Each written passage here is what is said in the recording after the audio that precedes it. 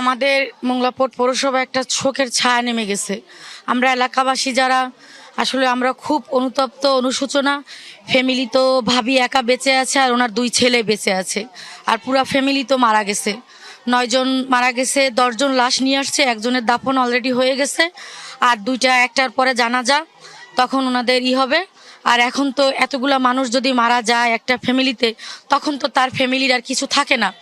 এখন আমরা মোংলায় শোকাহত, সবার শোকের ছায়া নেমে গেছে। আসলে মোংলায় বিশ্বাস করা যায় না, মানে এটা ছায়া। দুর্ঘটনার খবর পেয়ে স্বজনদের আহাজারিতে আকাশ বাতাস ভারী হয়ে ওঠে। প্রিয়জনদের হারিয়ে পরিবারের অবশিষ্ট সদস্যরা দিশেহারা হয়ে পড়েছেন। নিহতদের মরদে দাফনের জন্য মোংলায় নেওয়া হয়েছে।